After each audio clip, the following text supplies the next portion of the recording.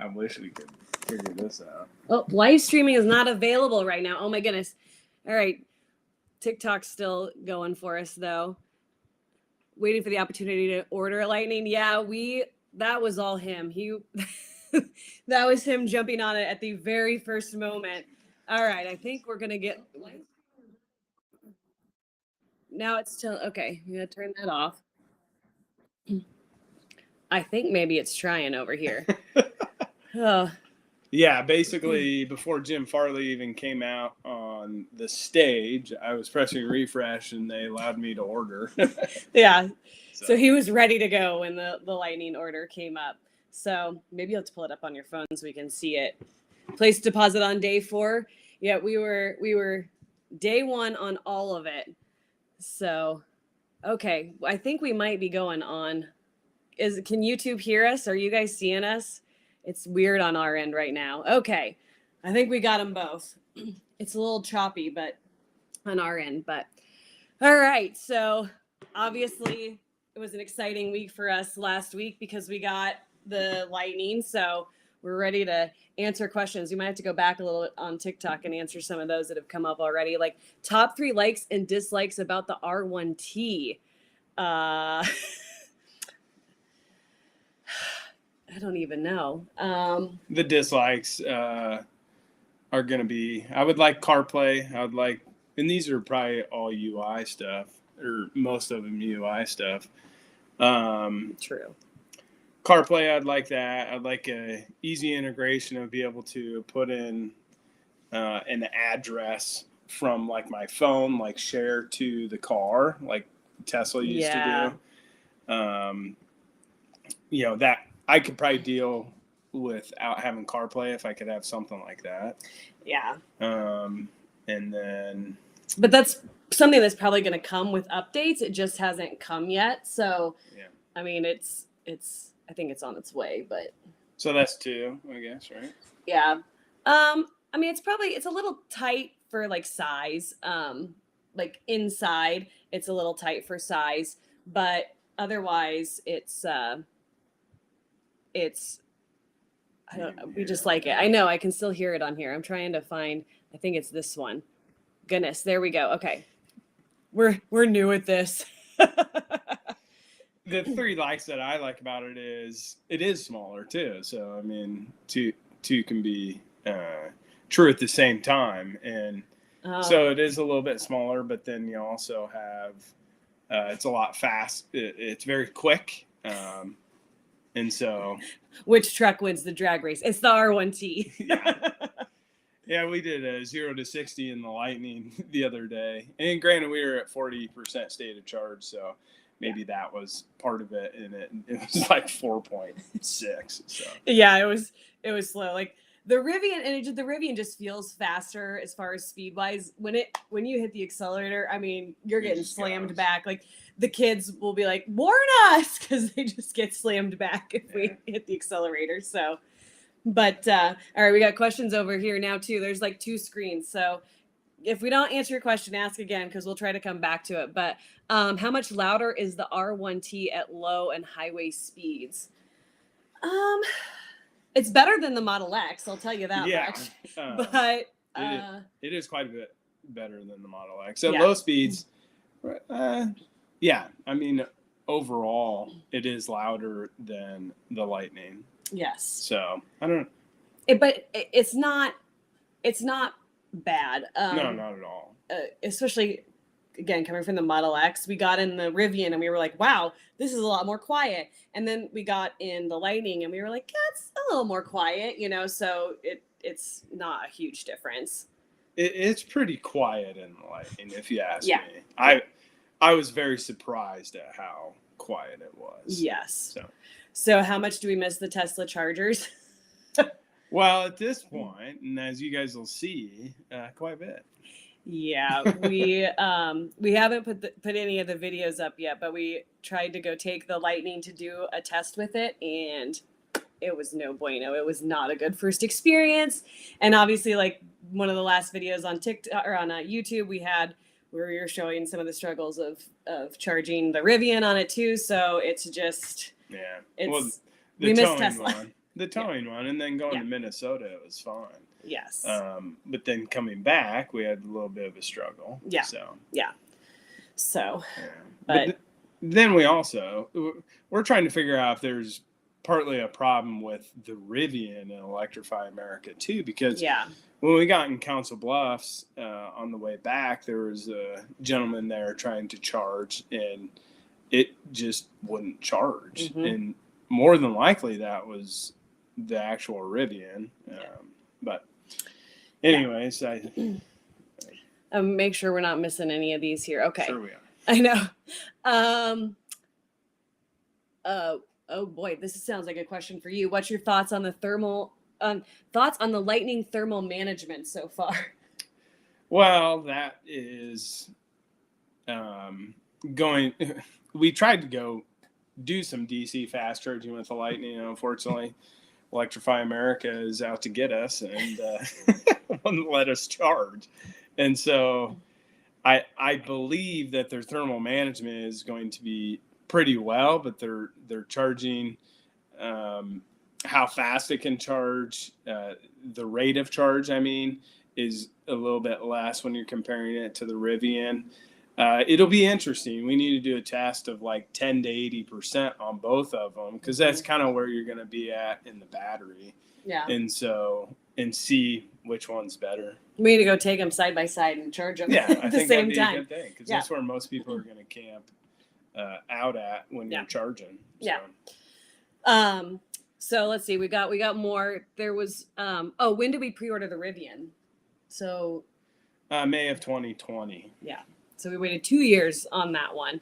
So, and the Lightning was a little bit faster, but it just was the process of it there. So, okay. Which one? Oh wait, we'll see. We're gonna miss some. Okay. What was the sticker price on the? Let's see. I think for the Rivian, sticker price for the Rivian. So we got the pre-price hike pricing on the Rivian. Yeah, and I think most people are getting that currently. Yeah. Well, I think it's before March 1st is my understanding.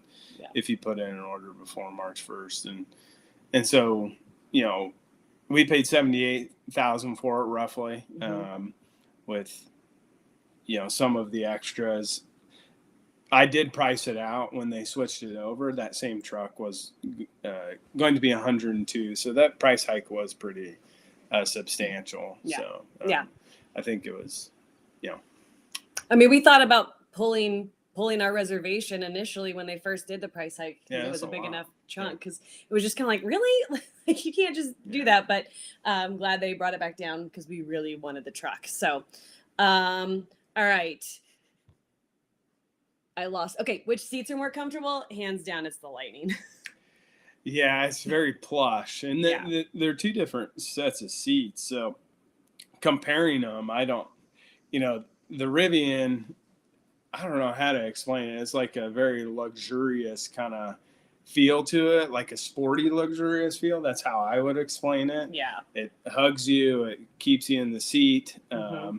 And then for me on the Lightning, it's just plush. It's super nice. It'll be interesting to see how long those seats actually last. I think the bolsters will give way. Honestly, I think the bolsters on both of them will give way for two different reasons. On the Lightning, because it's nice and plush and comfortable.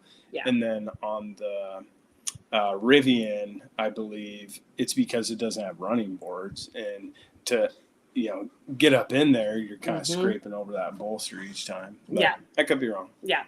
But what about you? You like the Lightning? I like the Lightning. It's got the massaging seats. It's more plush. Although, like, for me, the Lightning feels big. So for him, he likes it because he's taller, and the kids like it because they have more space. They just have a little bit more legroom in the back and stuff.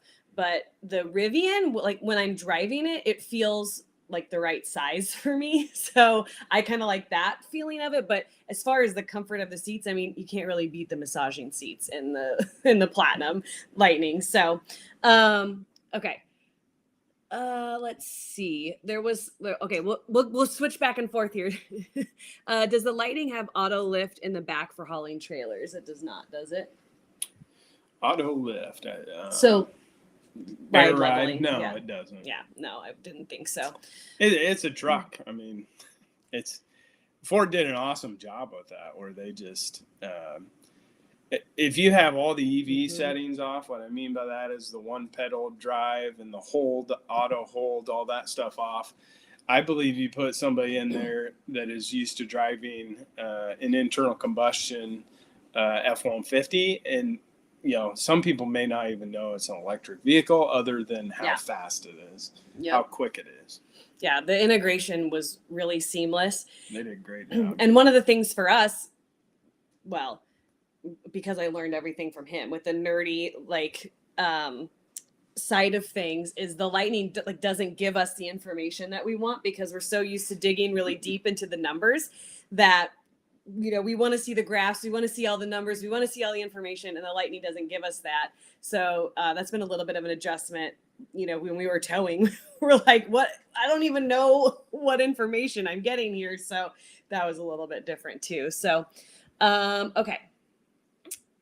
We did not pay markup on the Lightning at all. So we got our Lightning. We ordered it through Zollner Ford in Beatrice, Nebraska, which is a small town Ford dealer. And they did not do us wrong. They sold it to us for MSRP. And they were excited for us. They were giving us updates and telling us you're the only one and we're going to get it to you as fast as we can, so it was a good experience with them. So yeah, it was awesome. Chris there. Yeah. Always treated us well. It was super nice. So yes. Yeah. Oh my gosh, they're zooming over here now. Okay. So no, we have not been to the Rivian plant in Normal. We would love to. We want to go do a tour. We want to tow the Airstream out there and pull it in the parking lot and get the picture with everything. So it's on our list, but we haven't done it yet. So, excuse me. Let's see. Is the one pedal driving that bad on the Lightning? It's definitely different. It is. It takes a little bit to kick in, the regenerative braking. Yeah. It's not as immediate. It's not as harsh, I guess. I don't know if that's the right word, but it's strong. That's a better word. It's not as strong as a Rivian. And so you don't have to feather the pedal as much, which I think it's probably pretty good, actually. Yeah. Yeah. So I think Ford really built it to appeal to people that don't have EVs. B. Johnson over here do you work for Rivian? Because he says come out and we'll give you a tour. So all right. we'll be there. See you in 6 hours. Yeah, so let's see. All right, this one zoomed down on me. Yes. Oh, yes. All right. Well, that's awesome. We're going to hold you to that. Let's see. It's not Rivian. We had EA problems with our Jaguar. Yep. Yeah. The EA is just, and I think that the manufacturer, this is my philosophy. This is my 2 cents on it, is that the manufacturers are going to have to start getting after EA and saying, look, guys, I need this to work so that my cars will sell. So, people like Ford and Rivian and, Jaguar and everybody who has a car that's relying on the CCS network instead of the Tesla network is going to have to start getting after them and saying these need to work for our success. So that's my 2 cents on it. And hopefully that will come one day. But, we're trying, but, we're peons in the in the world. So let's see. Yeah, we're just trying to document it all. Yes, we are. And we want to be honest about an experience with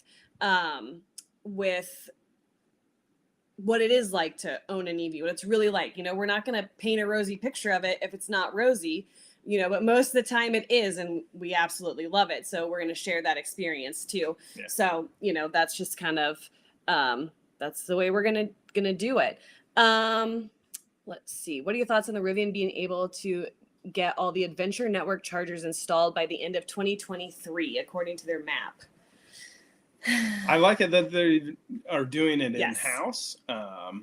And one thing for us is they are putting in pull-through charging. So for pulling a trailer, that's a good thing. And I don't know. It all depends on supply chains. their last deadline with the R1T anyways, they actually hit it. R1S, they did not. So all the other deadlines they had for our R1T, they did not hit. And so I hope they do by 2023, but I feel like that's pretty tough. But I think the hope is that, we just start to get more and more chargers out there and they open it up to everybody, whether that's Tesla actually doing that or not. My guess is Tesla's going to do that on select sites. And then also if the government starts giving some sort of subsidy or something like that, then Tesla will have to open that up. In my opinion, it will make some people upset. And plus then, even if Tesla opens it up, it's going to be a bit awkward at some of those charging sites, just with all the charge ports in different places and things like that. I'm kind of curious how that all works out. Yeah. Long-winded. 2023, probably not. Yes. So he's a stamping and tooling engineer for Rivian. Oh, so that's cool. Yeah. Well, we love it. We love the truck. So yeah. Okay. So we have to see a couple of questions on the size of the Airstream. So we have a 30-foot Flying Cloud Airstream. It's the bunkhouse model. So it's like 6,800 pounds dry and about 8,000 pounds fully loaded. So it's about as big as you can get if you're going Airstream. So and then so the miles per kilowatt with the Rivian is like what, 1? And then for what? For towing the trailer with the Rivian. Yeah, I mean, kilowatt. So we did 55 mile an hour tests on both vehicles. TikTok knows this.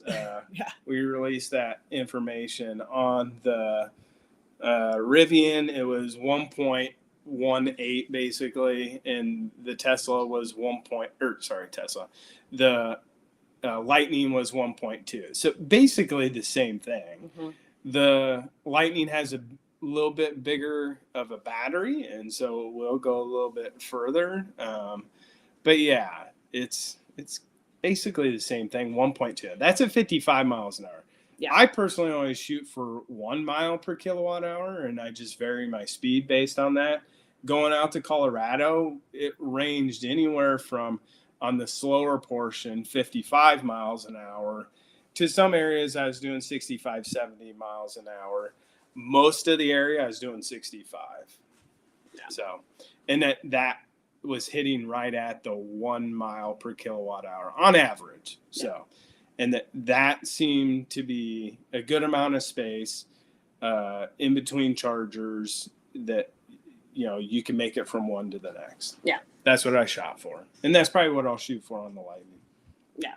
He's very good at watching the numbers and making it the most efficient is what it needs to be and what we need to do. So, I mean, it is what it is. So, my mom is asking questions on YouTube. So she said, of all the EVs you had, which do you like the best? I feel like that is such a loaded question. So we've had a Model S, a 2012 Model S? Yeah. Yeah. So like early Model S. Yeah. And then the 2020 Model X, and then the Rivian and the Lightning now. Mm-hmm. And the golf carts. Mine was the Model S because it was a rear wheel drive Model S, and I like 4-door cars. I don't know. And it's super fast. I could slide around corners. It was awesome. I made him get rid of it because, I mean, it was an early Model S, so the range was not great. And my family lived in Kansas City at the time. And so we were having to drive down to Kansas City quite often with little kids. And we would have to stop and charge while the baby was asleep, like even on the drive to Kansas City. And it drove me crazy. So I made him get rid of it and the charging was not fast either at that point. So what it was, Chatamo was the fastest that we could get. So I was like, because of the infrastructure. Yeah. The infrastructure was just not there. It was just early on. So I was like, no. And then he came to me with the idea of the Model X and towing. And then I was like, okay, and this is so much better. And so then we fell in love with it. But anyways, what's yours? I know. I am putting off answering the question because I don't know. I am probably going to say that it is the Rivian. I have always wanted a Jeep, and like I feel like I'm getting that adventurous side and that adventurous piece of the pie with the electric vehicle. And for a mom, like having the gear tunnel and having the frunk and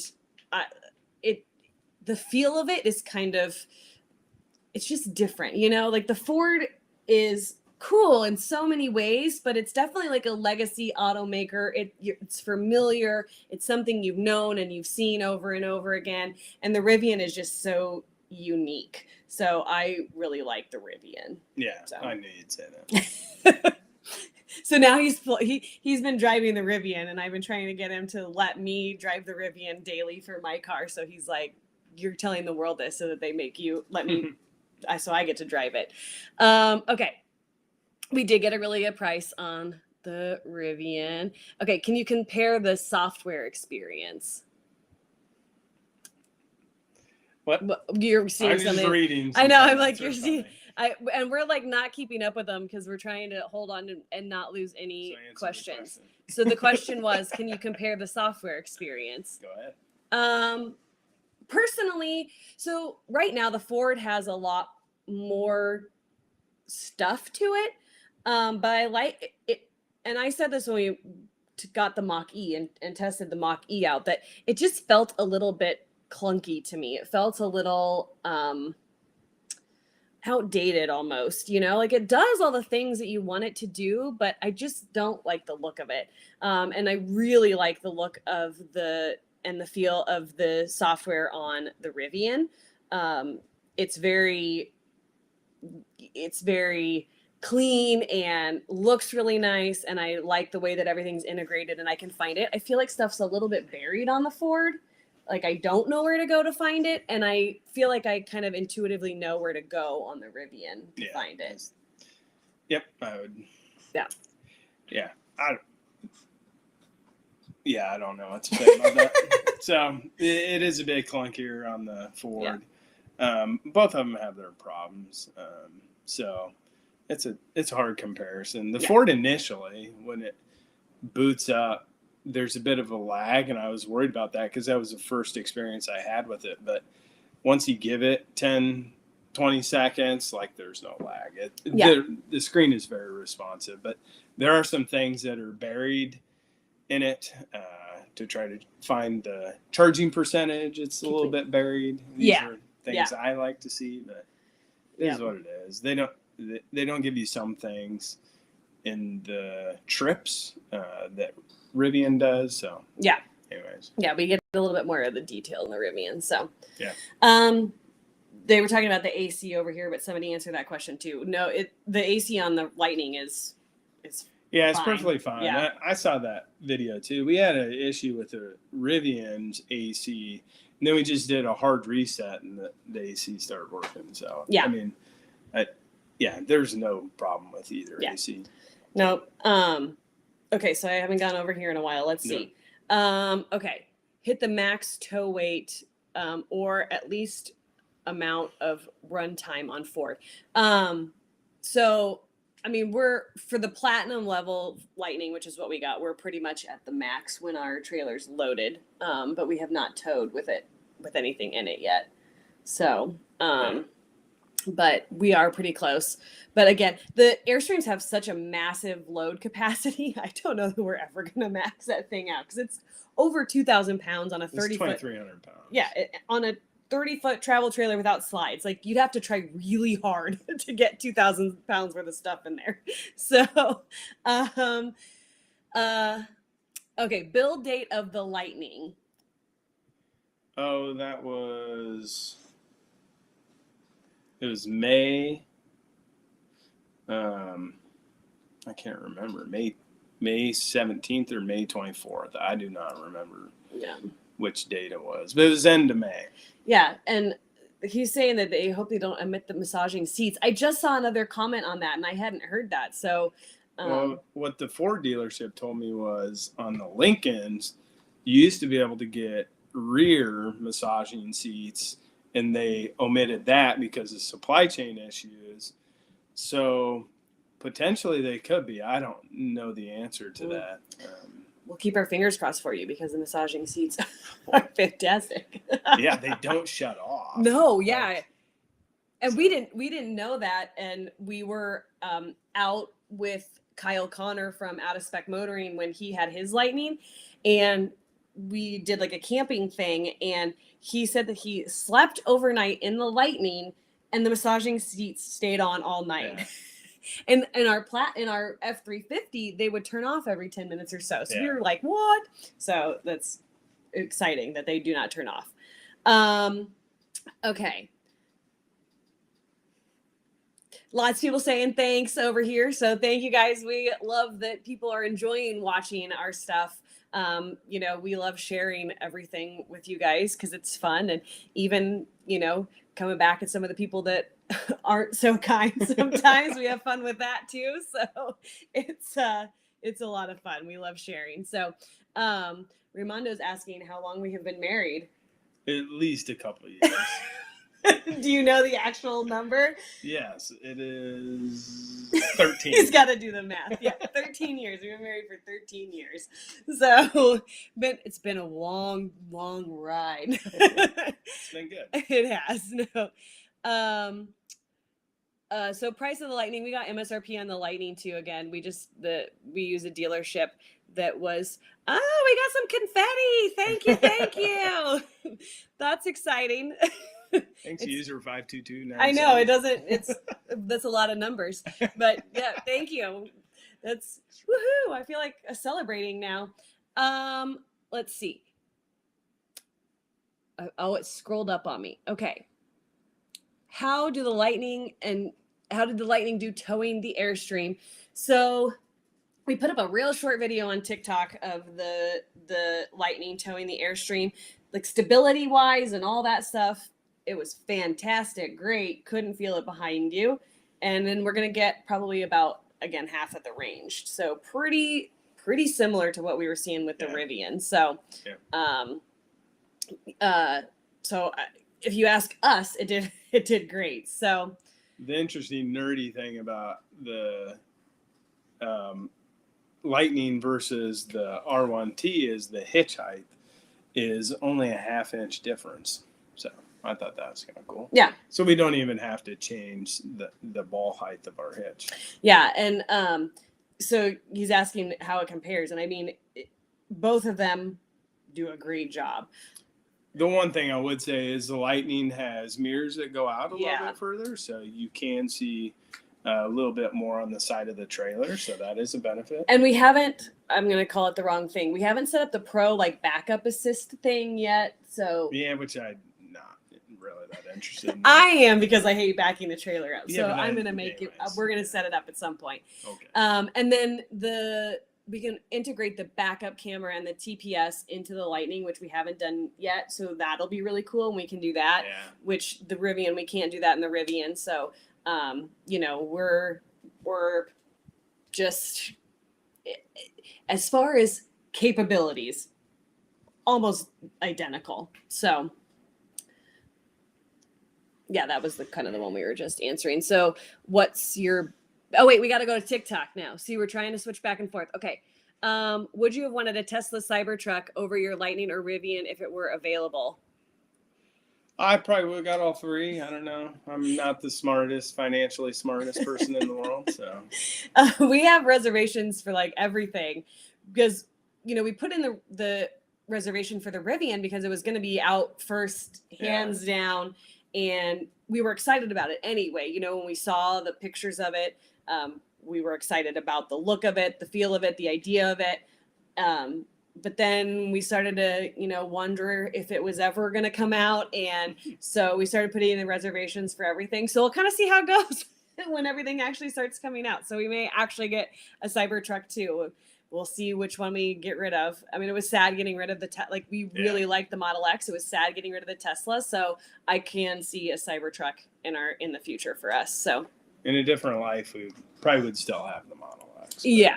Since we're trying to do YouTube and towing and all that stuff, it made sense to actually do both, and Mm-hmm. the resale value on the Model X was really high, and Yeah. so it was easy to move into, a pretty expensive truck, Mm-hmm. and so that's why we chose that. Well, and what about this one? Yeah, never in a million years would we have thought they would have come like as close as they did either. So, biggest motivation for going EV?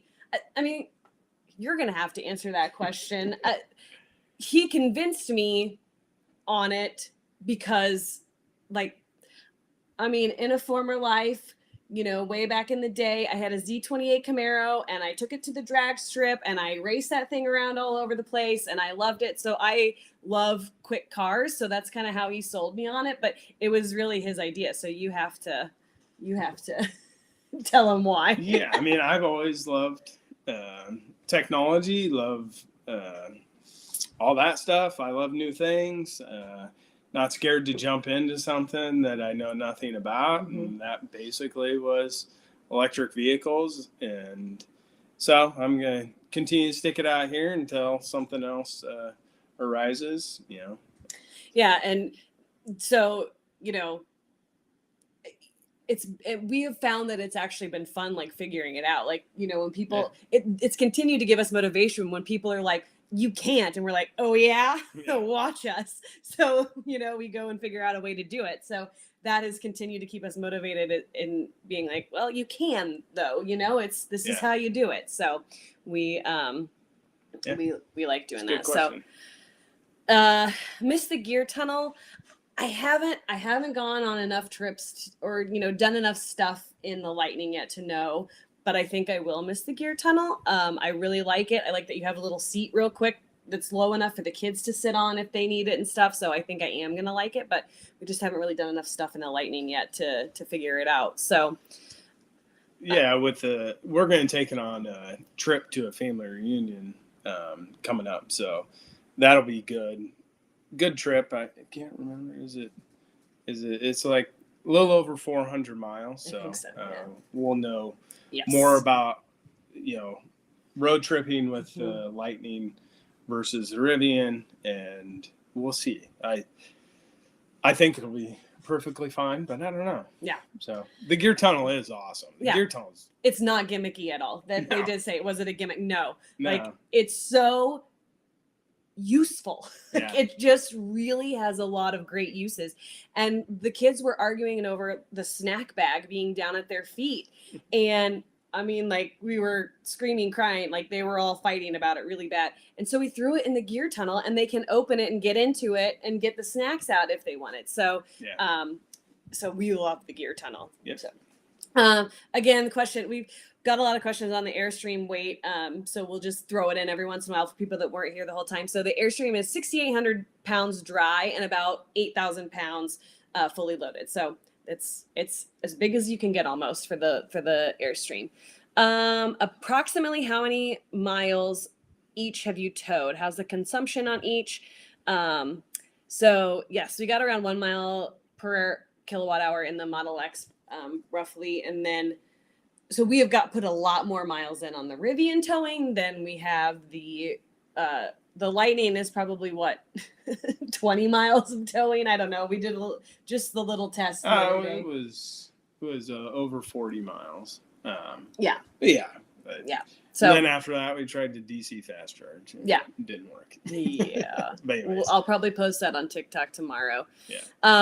But the Rivian, we've towed over 1,000 miles at this point, probably 1,200 miles or so at this point, because we've gone out a couple times. So so probably about 1,200 miles with the Rivian, and it's been doing great. So a third of the miles is towing. Yeah, exactly. So again, asking if we like the Ford or the Rivian equally, and they're just different use cases. They're just different. And I beasts. know that answer sucks, but it totally is. Well, okay, let's dive into it just a little bit more here. So, like I said earlier, the Ford is definitely like a legacy automaker. It's comfortable. If you've ever been in an F-150 before, you're going to get in it and it's going to feel familiar to you. So easy to use, you know it and you know it's going to do its job. it's kind of a workhorse. It's got the outlets for all the power you could possibly ever want to get from it. The extra towing stuff that it has. So like, it's just a workhorse. And then the Rivian is like the boutique type car that's beautiful. The interior's beautiful. Everything's really thought out. The interface is beautiful, and it's just ready for adventure. So they're just two completely different trucks that happen to tow, you know? So they're just two different beasts. So it's kind of what use you want to have with it, what you want to do with it. So, but we're gonna try to more fully answer that question as we get some more time with the Lightning. But I just really don't. We don't know if we're ever going to be able to give a straight answer on it. Yeah, it's tough. Do you think Rivian will release a conserved towing mode for lower weight trailers? I think they should give you the option at least. I mean, it's nice. So what? He gets lost in the reading. Conserve mode. Yeah. Should they release conserve mode when towing? I think should be an option. Yeah, I mean, you can kick it over into conserve, but it's not very safe because you lose the trailer brake abilities. So, yeah, I mean, I don't know why the trailer brakes don't work on every single mode, but I don't know. So I think it'd be good. Nice segue over here. When and where is the campground for the EV towing meetup you were talking about recently? So that's the Charged Rally. If you go to the link in our profile, there's a link for it with all of the information, but it's going to be in Amana, Iowa in October. And we just had this crazy idea to get people together that tow with their EVs. You know, like we would go to the campground, and obviously we're the only ones. Every once in a while, somebody would maybe have a Tesla, but they didn't tow with it. Yeah, and so usually Class A. Yeah. So we just wanted to find a way to connect with people that tow with their EVs. So we're like, well, let's throw the idea out there and see if anybody would come. So, or even interest in it. It doesn't, you don't even have to have even an EV or anything. It's just, if you have any sort of interest in it, we'd love to see you. Even if you just want to come hang out. We'll hang out. Yeah. You don't have to have an EV. You don't have to have an RV. You don't have to have any of that stuff. You just need to come and hang out with us. Did you say Amana, Iowa? I did say Amana, Iowa. And all of the details are in the link in our profile. We would love to see you there. And on YouTube, it's in the description. So, and there is limited spots. So make sure if you are interested to get there. I think we're down to 18 camping spots left. Okay. So if you want to come and you're going to camp, get those spots in. It definitely filled up faster than I thought it was going to. So I'm glad there's other nerds out there. You thought we were going to be out there by ourselves, I think. Just whatever. I like myself. A situation we could have used a mobile EV charging service. So like somebody comes out and charges you up. I mean, boondocking, I suppose, like that could be useful if you're like, hey, I come out here and charge my car. Yeah, I mean, honestly, with Ford Power Boost, like, I don't know, that truck, you know, is a pretty sweet truck. And go forever, and it's got the Pro Power on board. It can power a camper forever. Anyways, yeah, that service, it potentially could be. I am definitely not the smartest when it comes to businesses, so so I think that you should consult somebody else. Yeah, I'm going to bow out on this one. Okay, so range is about 150 miles, both on the Lightning and the Rivian. They're just similar beasts when we're towing, so... Thoughts on the Lucid Air? I'll take one if you give me one. I'm sure it's a sweet car. Yeah, we have not. I mean, we've seen one drive by, but we've never seen the interior, like, you know, in person, seen interior or anything like that. But it's probably pretty cool. I went and stocked one at a dealership one time. Oh, did you? I didn't go in it. Oh, I was gonna say you didn't take me with you. I would have had to bust out the window. Bust out the window. Let's not do that. That's what gear guards are made for. So this was so long ago. Hopefully she's still here. Hi, Lindsay. Thanks for watching the videos. We're glad you like them. Any mods? They do so much stuff on their own. You don't need to do mods. So Chris here is he's telling us that late model builds took off the massaging seats due to chip shortages. Oh. So, yeah. Chris is an amazing guy. He's the one that sold us the Lightning, so I appreciate that he's hanging out with us. Anyways, did I interrupt something? This is life with Steve. He gets in his tunnel vision, and I have to bring him back in. So if you ever meet us and he's off in La La Land, it's fine. He's not ignoring you. You can come have fun with me. Go into his world. I hope we do see you at the Charged Rally. We want to see everybody there. Yes. The frunk on the Lightning is great dry storage, ready for heavy rain. I think so. I drove it in the rain today. It wasn't heavy rain, but it seemed like it was doing a good job. So I think it's gonna be great. The Charged Rally website goes with 404. Okay, I will figure that out. I will post it. I'll make sure to post it on our community tab, an updated link. I'll post it in our community tab on YouTube. So it hopefully will work for you. Sorry about that. It was working before. Technology's not my friend today. Let's see. So, looking to do any mods was the question that you jumped over for Chris. Oh, sorry. And I said, like, they just do so much stuff already. Like, you don't really need to do much to them. Yeah, I haven't really thought about it. So, I mean, I selected the option of putting the reverse camera on the trailer and the TPMS on the trailer. So we'll have that. Any other mods? Yeah. We have the tonneau cover. I don't know. It'd be sweet to put some big tires on there, but I'm not sure that would be what we're trying to accomplish. If I put any different rims and tires on there, I'd find some 20s and put it on there, which would be kind of a step back.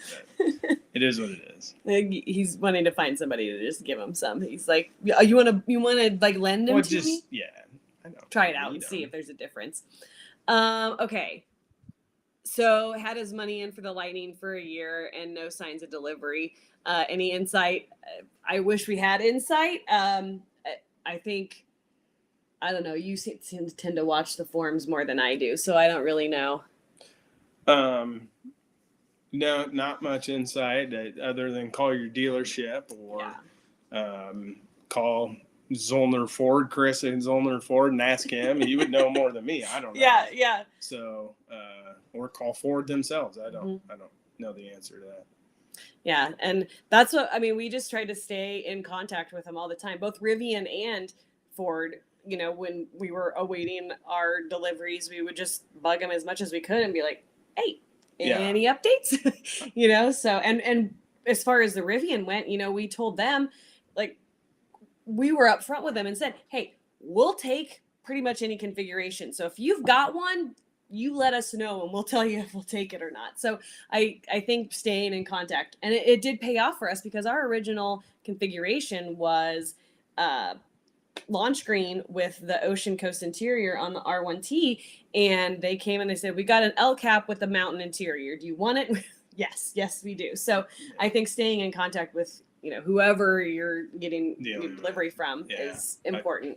I'm a very persistent person. So yes. I think some people would call it annoying. Yes.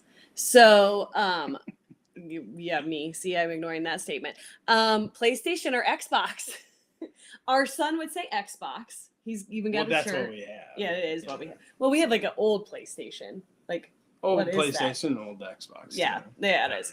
We don't really keep up to date on the gaming stations, unfortunately. Yeah, we like them. Yeah, we do. I don't know. Yes.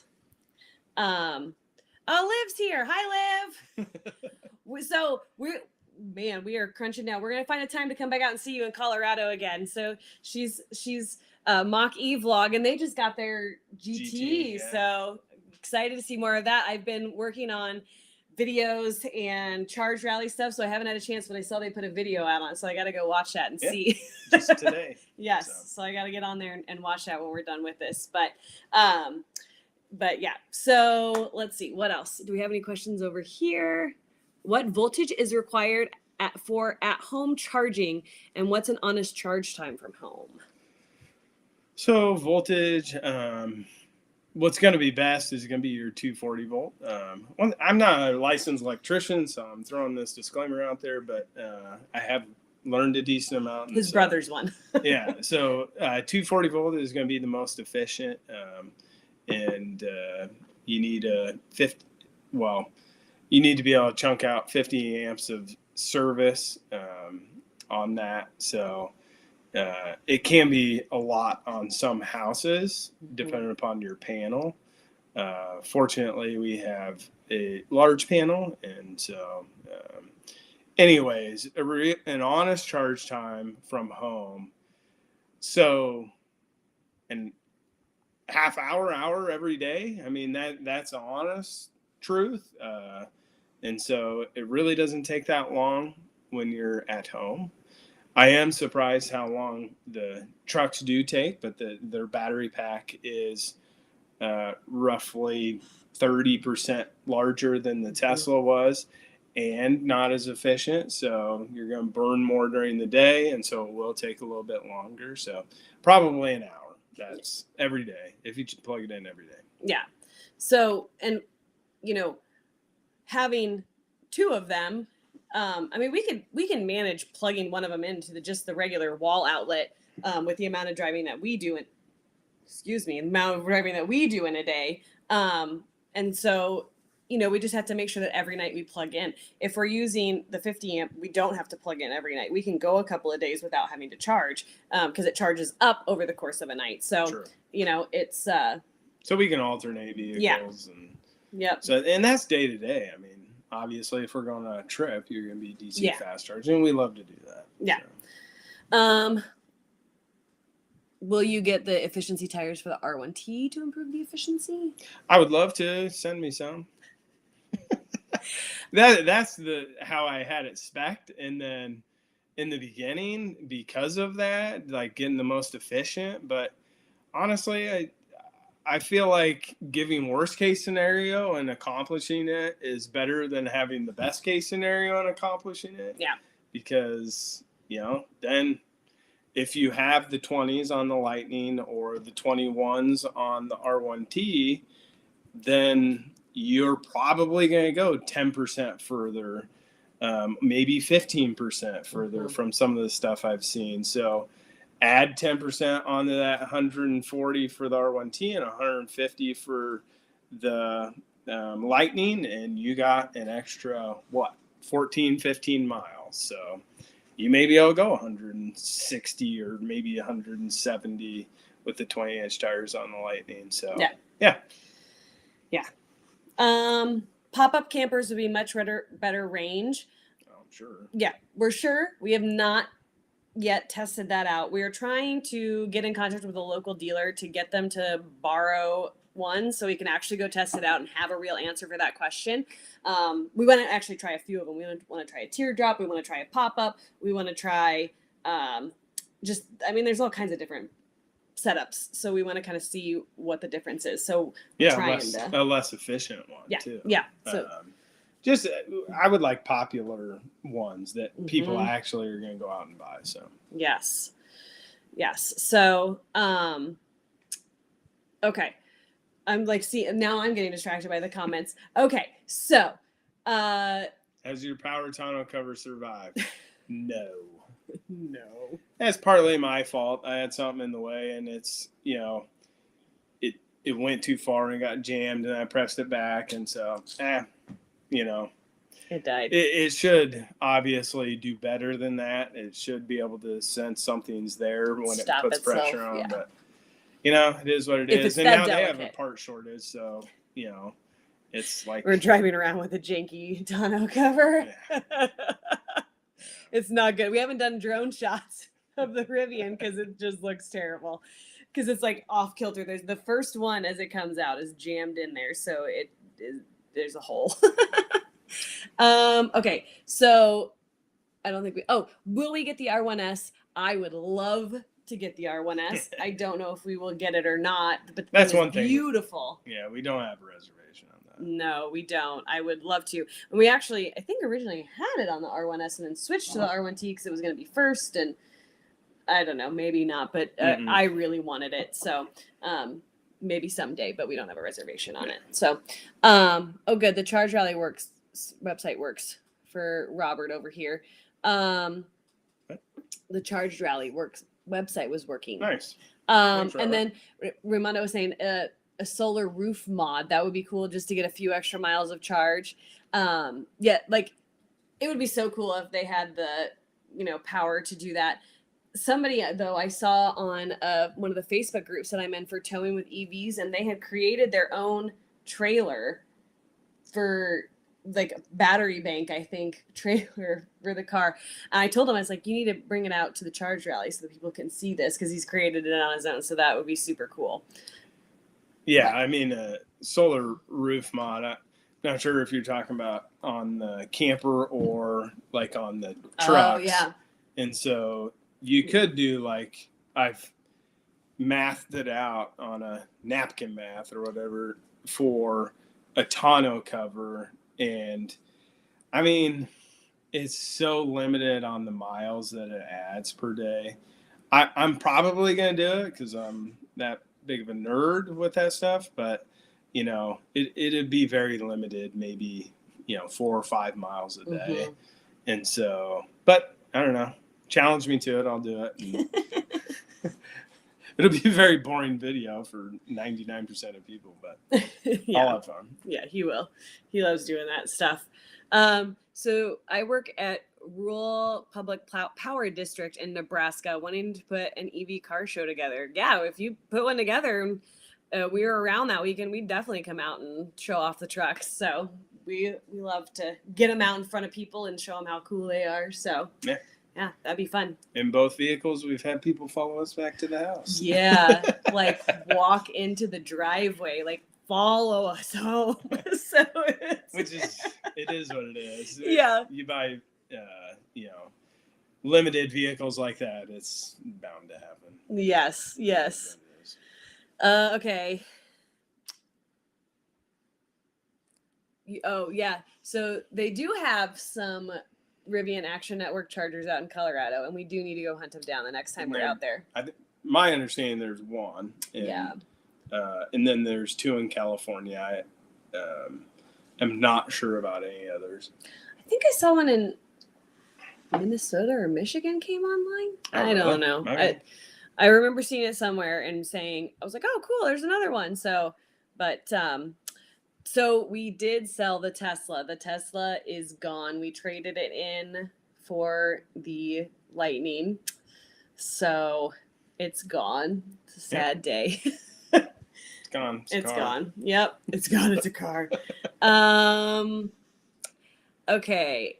Yeah. Hopefully they'll get all the tonneau covers, because I know a lot of people are having trouble with tonneau covers. So hopefully they'll figure that out. But how many miles do you believe a Lightning Pro should do with a cargo trailer that weighs about 5,000 pounds? I wish I knew some of that. Some of it depends. My guess is 100, but I shouldn't even probably say that out loud. Yeah. I mean, it depends on, because is the Pro 1 battery? I haven't one battery size, or does it have 2? The Lightning Pro. Yeah, if it's not fleet vehicle, then it's the regular range. Okay. I just didn't know the batteries. Which I believe is 200 miles, and so so it'd be about 100. That's my guess. Yeah. And it depends on the aerodynamics of the trailer and a few other things, but roughly about that 100 probably.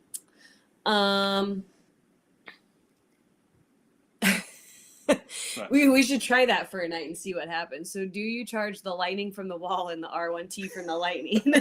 We should try it for a night and see what happens. I'm assuming it would just drain it all out. Like the Rivian would just pull all the power out of the Lightning, and the Lightning would end up with nothing. I assume. Yeah, it will be interesting when you go to a campsite, which is kind of the same theory that that person's talking about. When you go to a campsite, plug the Lightning in, and then you can just plug the trailer into the Lightning. Yeah.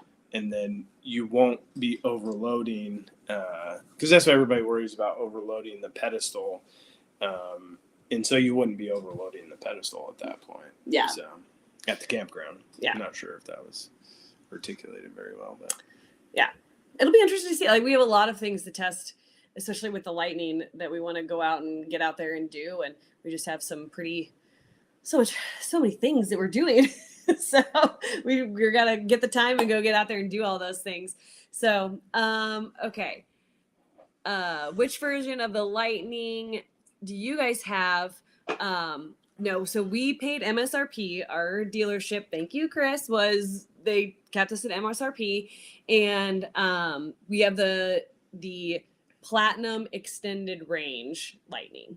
Yeah, which I believe only comes with the Platinum. So the Extended Range.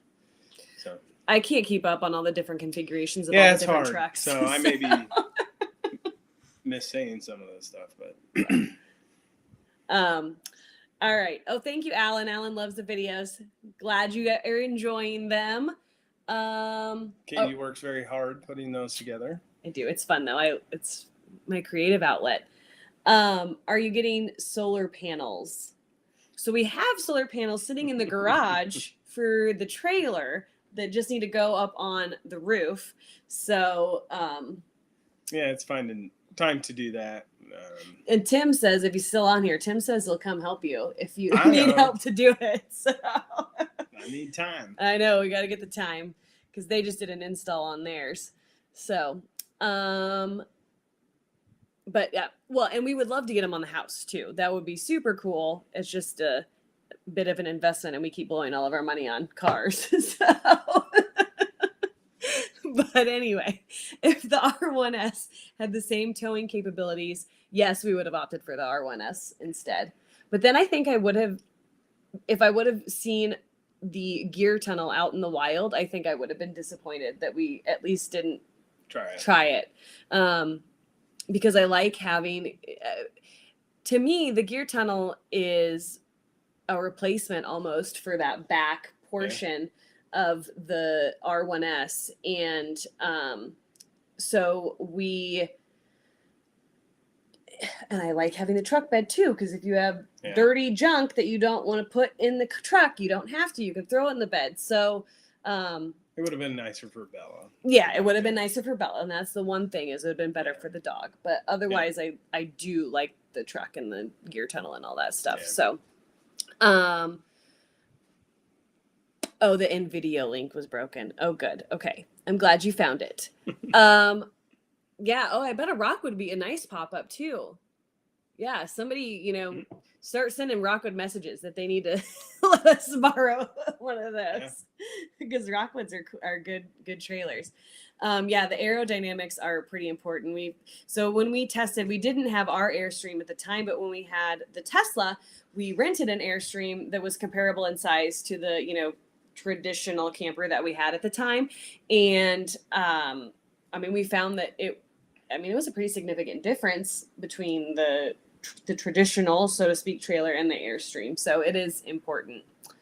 But yeah, we have considered towing and folding camper. We want to try to find some of those other ones and get. I would like to just tow campers that are actually gonna, that are popular campers that people are gonna buy, that are also fit the vehicle. So in my mind, the Rivian R1T potentially be towed by some Airstreams, honestly, probably smaller than ours. Also, they'll do some overlanding trailers, stuff like that. That's my belief. I know I've seen some of these other trailers being towed by R1Ts, but I feel like that fits that truck a little bit more. And then some of these bigger campers will be towed more by the Lightning. That's my theory. I don't know, good that is, but I just, because I want to provide the people that actually want to, I want to provide those people with the information that are actually going to buy those types of trailers. That's my thought. I don't know. Yeah. We like testing. We like seeing the difference. We like seeing and being able to say, okay, if you need to be able to get this many miles, this trailer will work for you, or this one, won't. And I have a video that we haven't done a whole lot of information on, is how much weather affects your drive and stuff too. And we should maybe do one on that, like talking a little bit more about how we plan for that. And what we do if we get out there and the conditions are a little bit less favorable than what we thought. So, Yeah. So we drove in 100-degree weather. And, yeah. So 50. We drove the Rivian with the Airstream and 50-mile-an-hour winds, which we would not have. So that was Tim was out there too. They had to drive back to Omaha on that day. It was the end of the Airstream rally, the local Airstream rally. Rivian. That wasn't? No. Oh no, okay, but we did drive it in 50-mile-an-hour winds. What was that one? We were coming back from maybe Branchstoke or something. I don't know. We drove it. Oh yeah, it was. Yeah, yeah, it wasn't the rally with Tim. I was gonna say we drove in 50-mile-an-hour winds with the Rivian. I remember because I got out and got sandblasted when I got out of the truck, so I remember it very vividly. I'm getting some follows. Thanks for all the new followers that were TikTok. They keep scrolling up over on TikTok, so thanks, guys. All right, battery range is paramount. It is very important. Yes, it is. What about the charging network? How would you compare it to Tesla versus others? Yeah, it's not there yet. I mean, I don't know if it ever will be, but yeah, it will be. I mean, they have to. Somebody's gonna have to up the game. Yeah, more EVs coming on the market. I mean, the sad thing is you can have new people coming on the market for electric vehicles. They're gonna go. They don't know a ton about charging and stuff like that. They're gonna get frustrated. They're gonna turn around, get rid of it, or not take it on road trips and be upset with it. Especially so then the car brands are gonna have to step up and actually do something about it. Yeah, I mean, especially right now, like with the resale value on the trucks, like if you get frustrated with it, why would you keep it? You're gonna turn around and sell it to somebody else, and then you're gonna not have good, nice things to say about it to your friends and the people that you know. So I think sooner rather than later, the companies are going to have to come out and step up to make these charging places step up. So, do we consider a hybrid? Consider the hybrid? We do not, but that does not mean that it isn't meant for a lot of people. Yeah. I personally think that the Power Boost might be one of the better trucks out on the market currently. Yeah. That's just my opinion. Yeah. Disclaimer, I do like Ford, always have.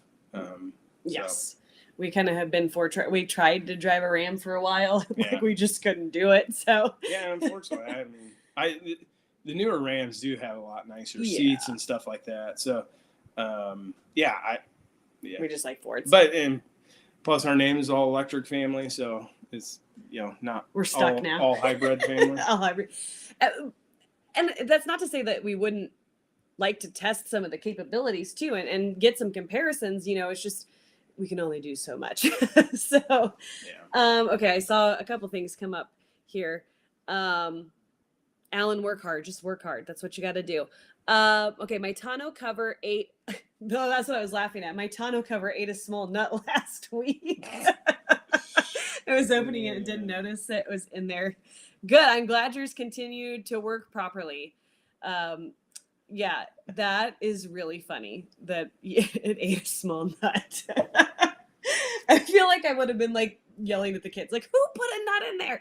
But anyway, Bella's roaming around out there, so hopefully she doesn't start whining at us to go back outside.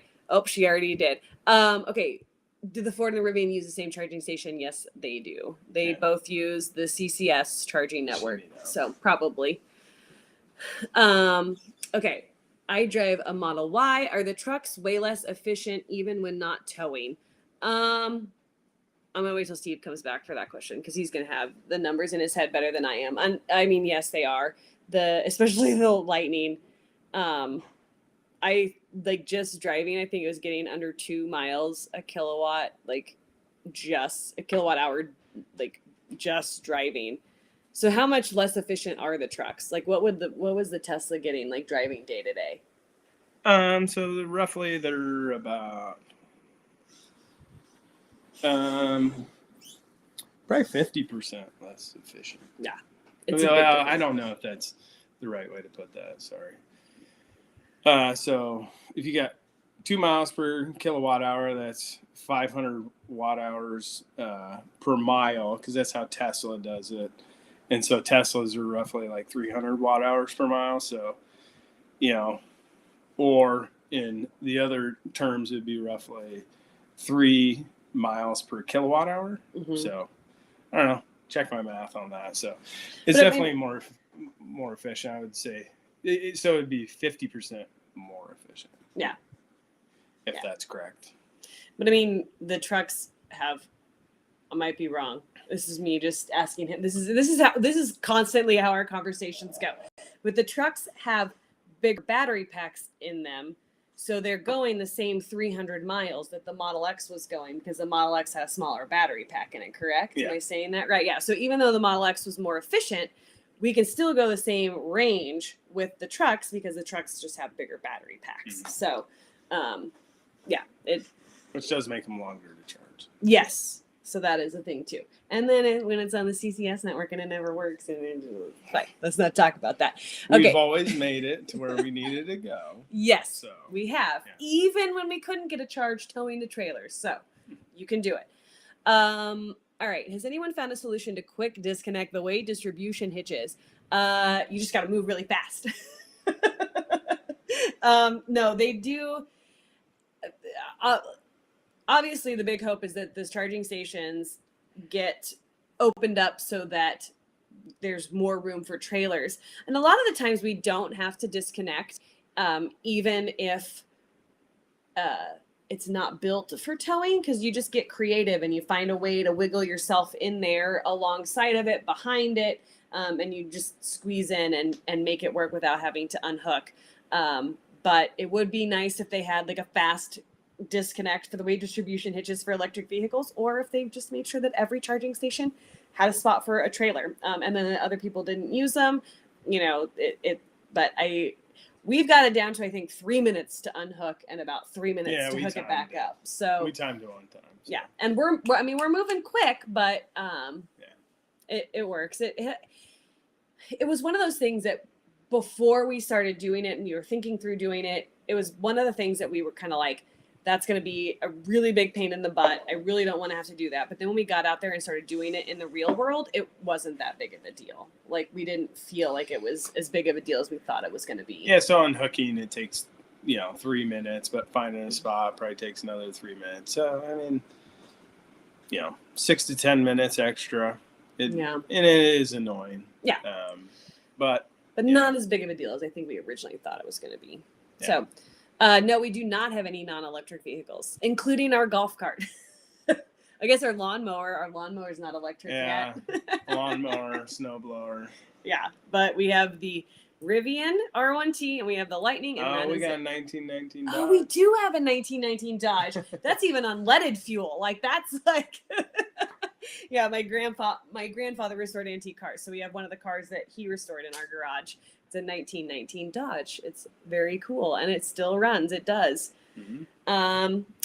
Okay, I feel like we got a bunch more questions over here. Are the gas savings a lot? So we still have the numbers up there from the comparison when we went to Utah. Yeah. So it is. So if we were, it was an 842 mile trip, and the gas, and this was back. I don't think the gas prices were quite as high. So it was about $1,000, $1,008 for diesel fuel at the time. And the Rivian would have been $629 to go out there. So, yes, the cost savings are pretty significant. So it was $70 for a 500 mile trip.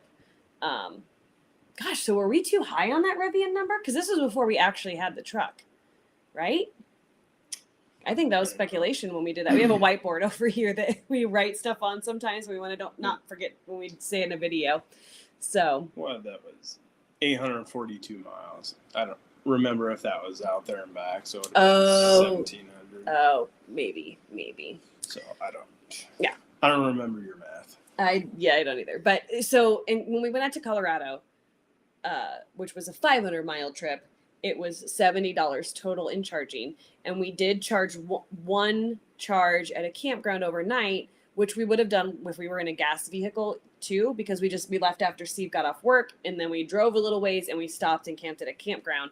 So it wasn't any additional cost to us because we would have stayed there with a gas vehicle or the electric vehicle. So, it is a pretty big significant difference. And if we're charging at home, like our day-to-day fuel charging, I mean, it's so cheap to charge a car at home. It's ridiculous. Somebody figured it out, and you could go like what? Oh no, we figured it out that you could go like 1,000 miles or something on $100 charging at home. Is that what we figured out? We have a video. It's like, how far can you go on $100 on YouTube? So go find that on our channel and look at it, and that'll give you kind of an idea of the price differences. Yeah, I think it's probably a lot more than that. Yeah. Just off the top of my head, you could get roughly 10 charges at home off of it. So probably 2,500 to 3,000 on $100. Yeah. On $100. That's crazy. We love our Rivian. The car locked us out. Oh no. That's the same thing that happened to the pilot. I think it's Jay. I think his name is Jay on TikTok. With the blue one. He got locked out and they had to come back and take it. That's unfortunate.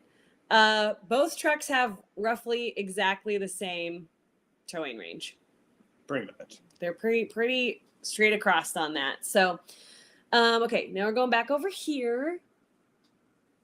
My average on my Lariat ER Lightning for the 2,500 miles I've driven is 2.3 miles per kilowatt. Okay, so that's probably about where, I mean, I'm not light on the pedal, so, it's fine. Yeah, I mean, we got 250 miles. So, so we're just, goosing it every single time we go. So it's just, sorry. And the peel out noise of the Lightning is really funny. It's like, that's all it does. Yeah. I'm like, why even have it peel out? Yeah, but it's so cool, though, how the Rivian is just so solid. And it's like, I mean, you hear the because we have the mud tires, and so maybe it'll be different on the sport tires. But, like, that thing just sticks to the ground and goes. It's so cool. And that thing, when you hit the pedal on that thing, it's fun. It's a great feeling. It's fun. Much uphill driving. On our drive out to Colorado, we did. So we went up to Estes Park from Flatland, Nebraska, up to Estes Park. So that's pretty big. I think it was 6,000 feet in elevation change, something like that. That was what we figured out. 7, yeah. So it's in our YouTube video on that one. Actually, it might even be on our TikTok. I think I put all the stats on the TikTok too. But I mean, we live in Nebraska, so day to day, no, we don't do a lot of uphill driving. But up my driveway. Yeah, our driveway's like the hills, like probably like that. But anyway, let's see. Gonna replace. Would be no need to replace the battery. The batteries are fine. Even our Tesla with 50,000 miles on it, it's gone now, but it was great too. So the batteries are holding up well so far. So you can't compare you can't compare the charging networks. It's hard not to, having come from the Tesla network, because you're like, why is it so easy on the Tesla and so hard on other networks? So it's just frustrating. And so in the next few videos, you probably will see a little bit of that frustration come through. Just the inconsistency with it, and we're just trying not to sugarcoat it. Yeah. So, and we want to be truthful about it. Yeah, I really want to be very positive about it, but also have to be, let people know about it. So that's why I'll say things like, well, we've always gotten to the place that we were trying to get to. But it is frustrating at times. So. Yes, it is. The sign in the back says it all. They like our electric vehicle sign. Do we get the tax credit on both vehicles? Ooh. Depends if we pay enough in taxes. I guess we'll find out, right? Yeah. So. And thank you for enjoying the content. Glad you're liking it. You always have great questions. I don't always. I think I have a bunch of your questions like saved in our like saved stuff because I want to go back and make a video response for you. So one day you're gonna be like, wow, she like blew up my TikTok because I'm gonna respond to all the questions. So thank you. Yes, thank you. Because we love answering the questions too, because it's fun for us to get that information out there. So, hey Steve, do you ever get range anxiety? No. He does not. I ran out of gas in a gas vehicle before. I've always made it there alive, so I hope to not do that. And no, but I'm the one, and like I'll kind of like purposely drag my feet getting back to the car so that the car charges just a little bit longer, so that I know that we have enough charge to get there. So we definitely differ in that. He is 100% like, no, we're fine, let's go. And I'm like, just a couple more minutes, please, just for my mental health. Let's just give it a couple more minutes. So anyway, I feel like this screen shrunk. Okay, I went 2,000 miles in my Lightning for about $100 charging at home. Yep, that's sounds about right. And it differs. A little bit of a disclaimer on the $100 thing is it because it differs a little bit based on where you are in the world. It power's pretty cheap here in Nebraska, so it's a little cheap. It's we can go farther here than you can in California. So Bryson put 12 cents per kilowatt hour in the summer. Ours is 8 cents. The drinking problem. And his is 12 cents per kilowatt hour. Ours is 8 cents during the summer per kilowatt hour. And in the winter, it is only 6 cents per kilowatt hour. So it is very, very cheap here. So we're lucky with that. So would we switch to a Cybertruck? I don't know. Would definitely try a Cybertruck out. There's a lot of interesting information coming out on the Cybertruck now.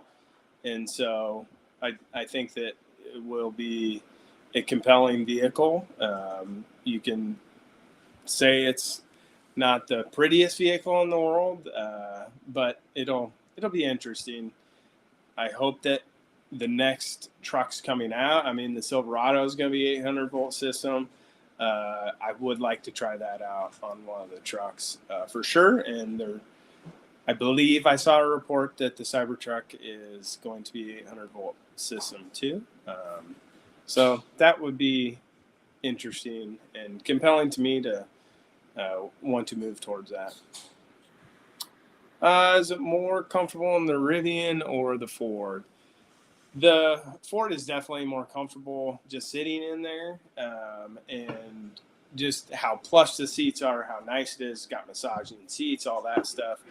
But if you're wanting to go race people on O Street here, the Rivian is definitely more comfortable because it's hugging you in the seat, and you're just trying to get these people to race you, and they have no clue what you're driving, and so they don't want to race. And if they do, they won't race you. So if they do it, they know it's fast and they don't want to race you, or they don't know it's fast and then you take off and they're back there like, what just happened? So I almost got it taken care of. Spilling on myself. Right. It's almost gone. We're kind of getting off track. Not okay. Off track. I saw one over here. Yeah. Oh, okay. What? So how does it compare to a Toyota Tacoma? Of course, the dog is back now. Spilling on yourself, on brand. On brand. I'm getting the dog. Okay, what were we reading? The Tacoma. How does this compare to the Tacoma? What do you like about the Rivian? I did park in the Rivian, I parked next to a Toyota Tacoma today, actually. And the Rivian is definitely bigger than the Tacoma. I thought they would be roughly the same size, but so I would say the Rivian is right in between a Tacoma and an F-150 or 1500 Chevy truck or 1500 Ram truck. So Who convinced?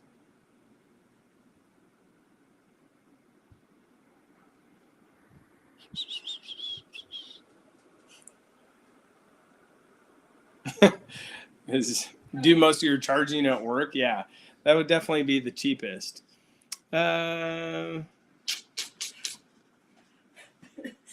She didn't. Well, this person doesn't think that social media is making enough to afford the vehicles.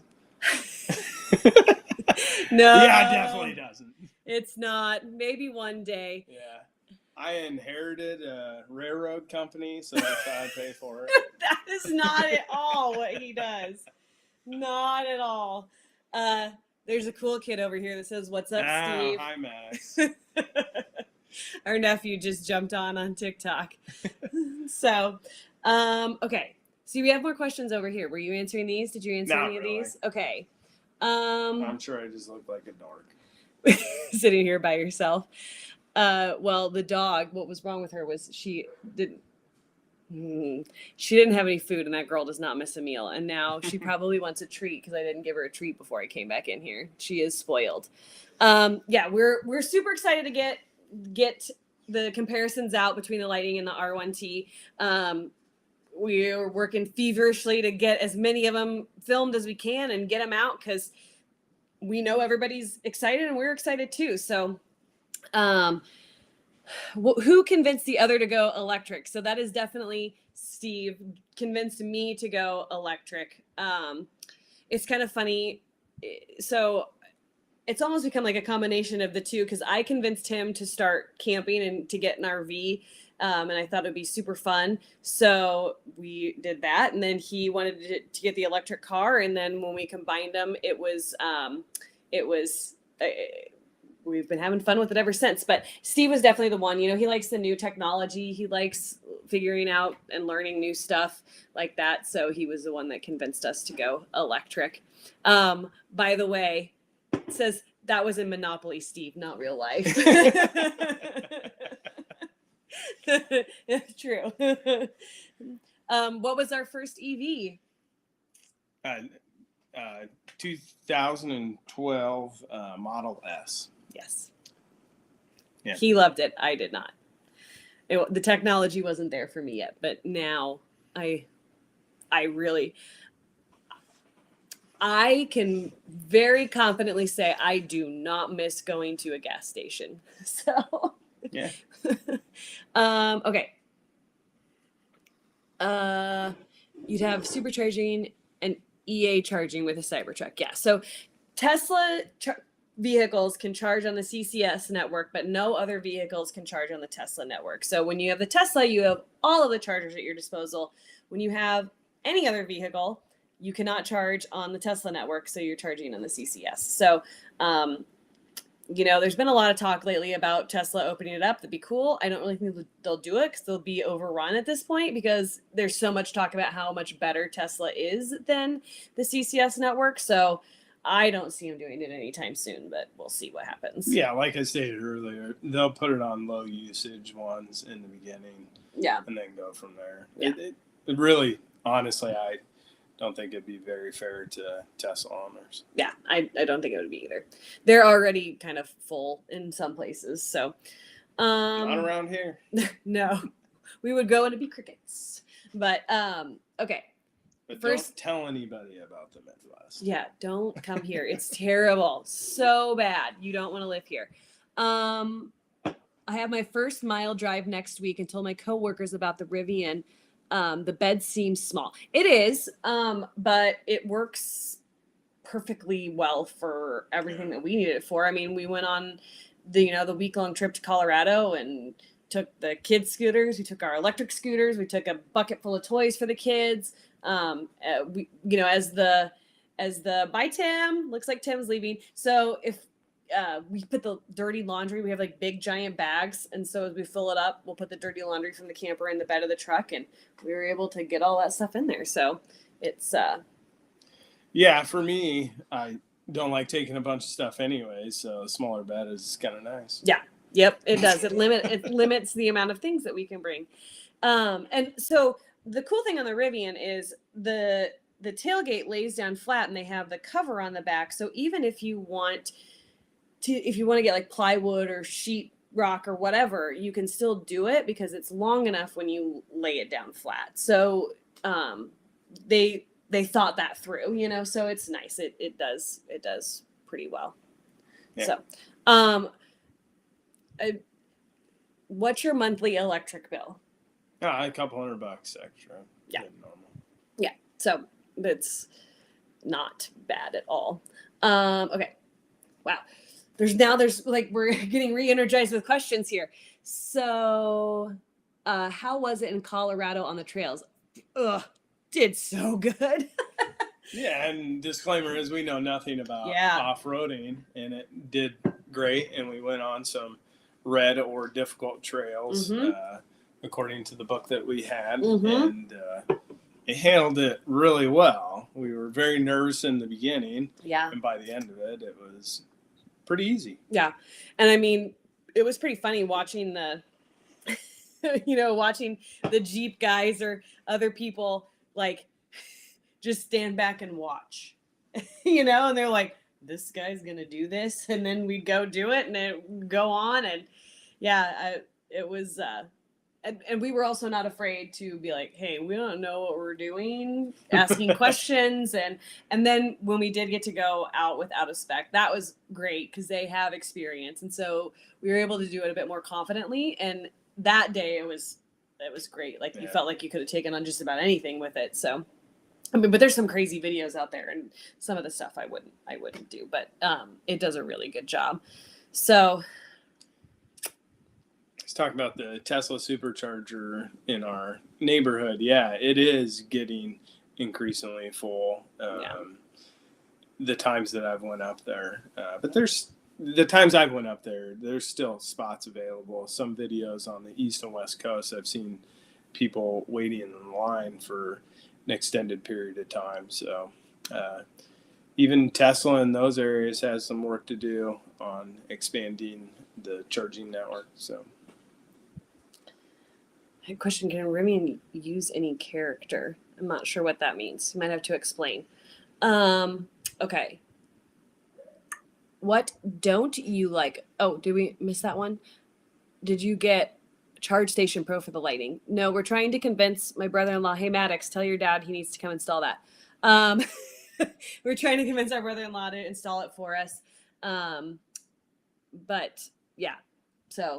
Yeah, they automatically send you the Charge Station Pro, which basically what that does is alone that will only be able to charge your truck, but it can charge it at 80 amps, which is a lot. But you have to buy a separate unit to actually power your house from the truck. And so I'm not even I don't even know what that is called, but you do have to buy extra equipment for that. And I don't know if we'll do that. We'll definitely install the Charge Station Pro, but outside of that, I don't know if we'll do that. Yeah. So we answered this, I think, in the beginning too. What don't we like about the Rivian? It's just a little bit smaller. You had something else that you said that you didn't like about it. That didn't have Apple CarPlay. Oh yeah, like or something like it. Well, no, Apple CarPlay. It's real hard to find something that you don't like about that truck. It's a great truck. So yeah, one of the things I would say about it is that the driver's seat does not go low enough for me, and you have to think of me as this like old person that likes this like cushy ride, and I don't know, I just like that stuff, and I like to sit low in a vehicle. I know it's safer to sit high, but anyways, I feel like in the Rivian I sit too high, and I'm 6 foot, so I'm not crazy tall or anything like that, but so that would be the downfall for me. I guess I haven't stated that before, but that would be. Yeah. So, I'm gonna go tend to your dog again. I know, I don't know what she wants. She's whining out there. For editing videos, I use Final Cut Pro. I have a Mac, and pretty quickly into when I started doing YouTube videos. I wanted more features, so we got Final Cut Pro, so that's what I've been using almost the entire time I've been doing videos. We did get the Ford. We have the Ford. There's a couple videos out there on TikTok we got posted today and yesterday, so we do have it. It is here. Of course, she's immediately barking when she gets outside. Crazy dog. She barks at ghosts at night. It's fine. If you decide to get a bed cover for the Lightning, I bought a Paragon bed cover and it works great. Fits like a glove. So that's good to know. We need to write that down. Paragon. Well, we already have a bed cover. Right? For the Lightning? Oh, are they talking tonneau cover or are they talking? Oh, I guess, yeah, tonneau cover or like a bed liner. I guess probably tonneau cover. Spelling the word tonneau is ridiculous. So a bed, you're probably right. It's probably the tonneau cover. Tonneau. It's not that ridiculous. Yes. Love your videos. Beautiful family. Thank you very much. Service for the Rivian. We had, so that they looked at the tonneau cover and are going to replace it. And then we had them come out and fix a trim piece that was broken. And then in the gear tunnel, the lining was like slightly off, so we had them put that back in place so that it was where it needed to be. And but that's it so far. Everything else has been great. So we paid MSRP for the Lightning. We did not get charged over MSRP because we had a great dealership that helped us out with that. So we got the Ford, yeah. Yes. Do we think that the Lightning will sell as great as a regular F-150? I mean, not for a long time. Yeah. It does act like a regular F-150 on 98% of things. So I think that'll be an easy adoption for a lot of people. Some statistics show that, not a lot of people really tow that much with the vehicle. So yeah, what we're doing is even a little outside the norm. I think it's like only a third of pickup truck owners really tow more than twice a year. I saw a statistic today. It was like 75% tow one time or less than once a year. So it's crazy. Kind of maybe similar there. So yeah, it'll take a while, but I think once people get in it, they'll realize it's a very nice truck. But it's going to be a bit before you get total adoption of that. So, and plus they can't even build them fast enough. So, it'll be a long time before they're producing close to 1 million F-150s or Lightnings a year. So there's just a lot of Lightnings out there, or trucks out there, that they're going to have to replace if they want to.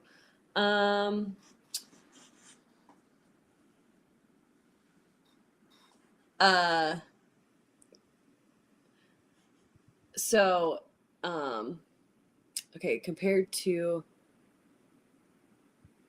since you guys have the 20-inch all-terrains, out of specs. I'm like, S. What up? Okay. How did your R1T compare to Kyle's, since you have the 20-inch all-terrains and he had the 22 sport tires? While off-roading? I'm assuming, yeah. Honestly, I didn't know as much of a difference. Yeah, no, not at all. But, Kyle has more experience. He didn't run into any situations where he messed up his rims, but he did have a higher probability of doing that than we did. Yes. The day before we actually did. Yeah, so, but we went on a lot longer trail that day. A longer trail, and there was a place where you had to split these two boulders, and it was either reverse clear down the trail or figure it out. And I told Katie to hold my beer. So.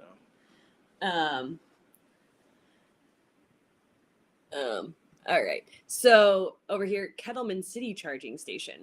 I don't know. Never heard that. We're gonna have to try hunt it down and find out. Yeah. Do you know what the V2H thing is? Vehicle to home. Oh. Yeah, we might do that. We don't know yet. The charger's being sent to us currently. Yeah. So we'll install that and then go from there. you got to buy some other equipment along with that. And so not sure if interested in that or not. Yeah. What size breaker box for the house? Oh yeah, we have a very nice sized one at 400 amps. So but what do you need? Like, what's the minimum for charging? What would you need for charging? Yeah. I don't know. For a house? Yeah. What size breaker box? I'm not an electrician, so like like some people have 100 amps, some people have 200 amps. It's just how all your power is distributed. I would be uncomfortable with anything less than 200 amps, but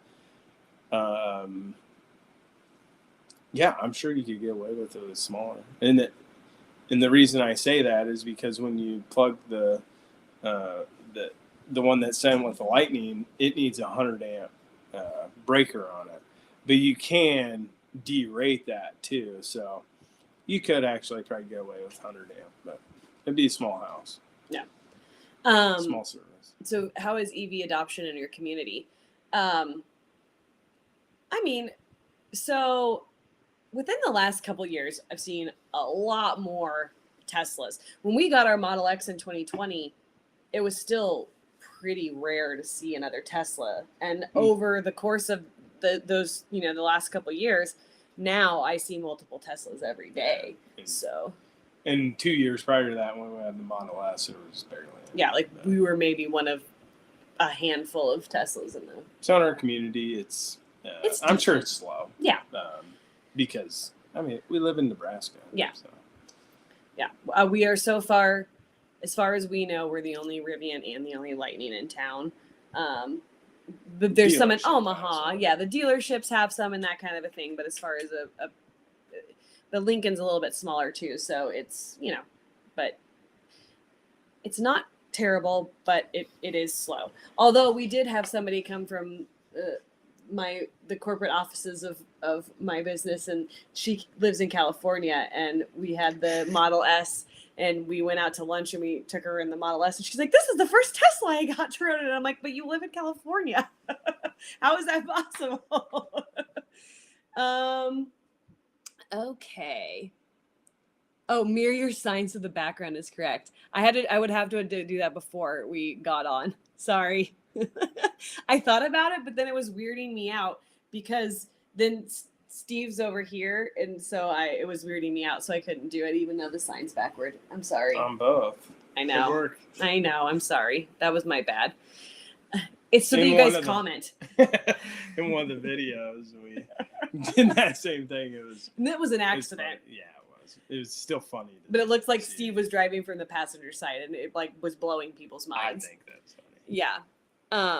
So we said the 100 amp definitely does not work. The cover that we got for the Lightning, we just got it through the dealership, so I don't even know. Yeah. It's like a manual roll up. Yeah. We shied away from the power since we, have a broken one on the Rivian. So. Yeah, I don't know. Okay. And I installed the one on the F350, and it's probably still in the middle of the interstate. Yeah. So I thought I better let somebody else do it. Yeah. Let's not talk about that one. I'm glad I wasn't there for that. So people towing big trailers, showing that you have to charge every 100 miles and that it sucks.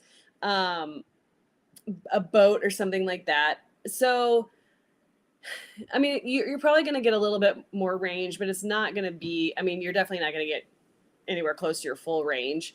The thing for us has always been that, and this is not to say, it's because when we started towing with the EV, we were pretty sure it was going to be crappy to have to stop all the time and charge, that we weren't going to like it. And then we really quickly found out that it actually worked better for us to stop and charge. We were less exhausted and less stressed, and the kids were happier when we got to our destination. So it actually ended up working better for us. And we were like, wow, this is a way better way to travel than trying to get there as fast as you can. Because, somebody would say, I have to go to the bathroom. And, it's just, you have to hold it.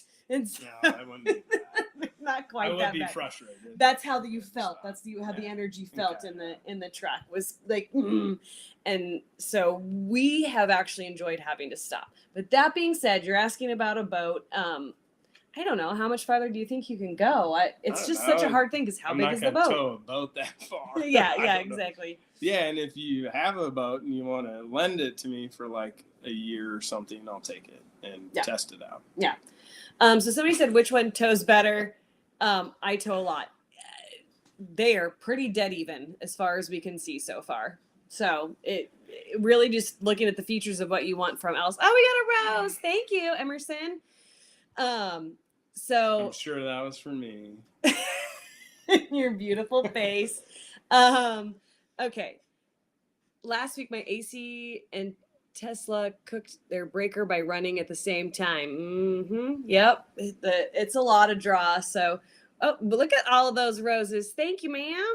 I think, ma'am, I shouldn't even assume, but, so it's a lot. There was 3 of them. That's fabulous. So we got one for couple for you and a couple for me. We'll split them half and half.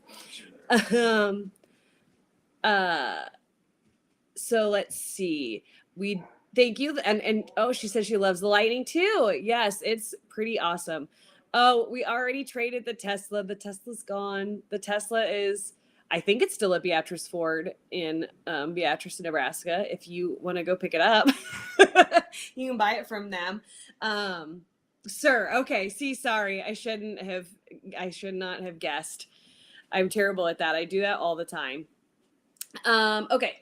So, but do you know, I should really be better at it because everybody assumes that Steve is the one that runs our channel and wait, oh my God, I'm in Nebraska. So are we. So everybody assumes that Steve is the one that runs the channel and the TikTok and all of our stuff. And it is not, it is me. Everybody always gets on it. Hey bro. And I'm like, nope, it's me. But my TikToks do really well. Oh, shush your face. Because you got one that went to 1 million. Okay. No, you have one and I have one. So we are equal partners here. All right. Are the EA sites, are they charging? Okay. In Nebraska, it's charged by the minute. So anywhere they have to charge for power, you are considered a power company if you charge by the kilowatt hour. I never know when to put the hour at the end of it. So in Nebraska, it's all by the minute. Is Rivian going bankrupt? Any concerns since their stocks are very low from where they were? There was all the speculation in the beginning on Tesla too. So I just don't even really pay attention to it. Steve might pay a little bit more attention to it, but we're not concerned. We had an early Tesla and Tesla's still here. So the interior cab space on it is, on the Rivian is, it's good. For how much smaller it looks than the Lightning, the size does not feel that much smaller. RAV4 Tacoma is in Omaha. And then Southeast Nebraska. Oh, look at that. We got all the Nebraska peeps. Oh, and Bellevue. Yes, we know right where that is. It's obvious you run the channel. See, thank you. Yeah, it would be awful if I did. It would.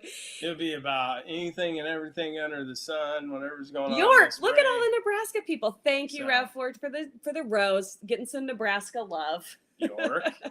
I know. There's a whole bunch of Nebraska people over on. Oh, look at all the roses. So a bunch of people on TikTok for Nebraska. Do we got any Nebraska love on YouTube? Okay. But yeah, look at all those roses. You guys are all too nice over there on TikTok. There was more questions. Oh, I currently have a Dodge Challenger and it's cramped. Yeah, I don't know.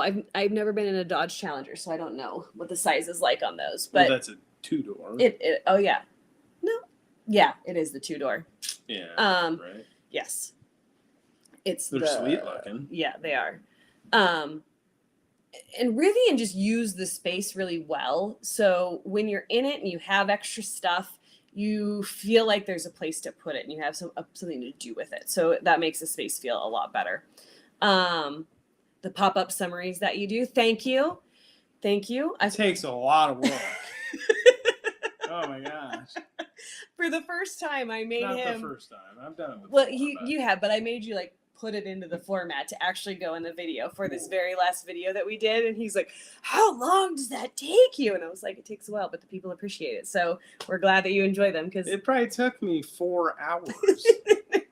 it was your first time. You're going to get faster as you And that move was along. for 2 charging. Oh, stops? Texas is still great. We want to come down to Texas because there is an RV park down there that is installing all 100 amp pedestals at their campground. It's in Austin, so but they like specifically for the reason that look, even more roses. I feel so special. So they're not giving them to you. So but yeah, so they are doing it because they are preparing for EVs, for people to have EVs, which is really cool. So we want to come down there and check out that campground and give them some love because we appreciate that. A trail in La Vista. Send it to us in our messages. Send us a message or jump on Instagram and send us a DM because we need something local to go do with the car. Would the R1T with the 180 kilowatt max battery pack be a better option? So it's like what, 80-mile range difference or something? So it's only like 40 more miles towing, something like that, if I'm remembering the numbers correctly. I don't remember. The benefit would be the charging. Yeah. Look at all the look, they're in like a rose war. I'm not sure what that means, but that's fantastic. Thanks, guys. They're just sending us all it's love. Think of it as love. They're sending us love. But yeah, as far as I believe that the charging would just be beneficial because you get a high rate of charge for a longer period of time. Oh, because you'd be a telescope. So our daughter will appreciate that. Our daughter is super into space. Sorry, I interrupted. So, anyways. Okay. But everyone's friend. It's not our family. I'm not even. Well, no, my dad does have TikTok, but I guess, and our nephew has TikTok. He was on here earlier, but yeah, it's not our family. Surprisingly enough, do have a large family, and I do appreciate that. He does. He's one of 8. It's crazy. So that's what separates. Thank you. I appreciate it. That's what separates our channel. Any Nebraska legislative changes you could think of to help in the state? I'm assuming that's as far as like EV adoption and stuff. I don't pay enough attention to any of it. Yeah, I don't know. And I mean, I think you we're talk about politics and I fall asleep. Yeah, and I mean, power's cheap here, so that's great. And I think that they even more roses. I'm loving this. So there's just not enough EVs out here yet for anybody to take any notice and do anything. I think that's what the bottom line boils down to at this point, if I had to say anything. So, oh, look, Ashland. See, we got somebody from Nebraska on YouTube. We almost moved to Ashland. We did. We wanted to move out to the lakes out there because they're super cool. Oh, beautiful. Yeah, and the town is super cute, and we like coming out to Glacial Till and hanging out. Yeah. It's a great little place. So, we're running out of questions. Oh, as soon as I say that, the Rivian will be my first EV. Yay! That's awesome. Are there any questions I should be asking or need to know since this will be a big change? Biggest thing is just charging, figuring that out in your house before. So even getting the vehicle, because my first trip in the Model S, this is a good story. I came back over Thanksgiving because I couldn't stop thinking about the car. It was the Friday after Thanksgiving. Yeah. Yeah. I think and bought the vehicle and couldn't wait to show everybody. So I was going to drive back down to Kansas City where Thanksgiving was. And so I routed it in the car, and the car said to go back to the Supercharger. And I'm like, why would I do a Supercharger when I can just go to a town on the way and plug into the charger there? Because I had searched it up. Well, didn't know that, level 2 charger in Nebraska City would take a long time to charge. So anyways, I plug it in Nebraska City, and I go walk across the street to get a bite to eat. And then I get back to the car, and it added like 10 miles to it.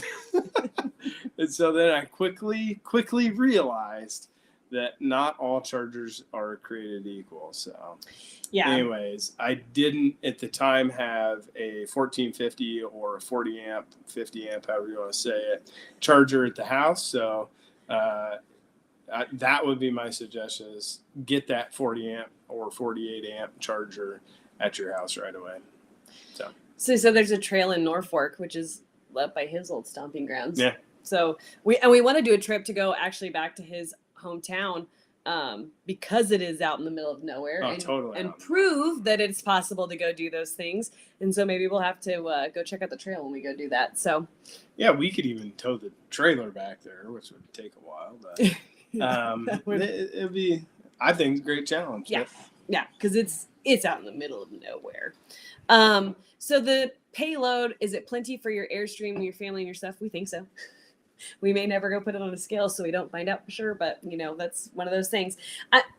So this is another piece of the puzzle. So we had a Ram 2500, and we were going to get a fifth wheel when we had the Ram 2500, and we got the truck, and everything online was telling us that the payload was going to be well over 2,000 pounds. It was going to be, fantastic. And we got the truck and we opened the door, and it was 1,800 pounds for a Ram 2500.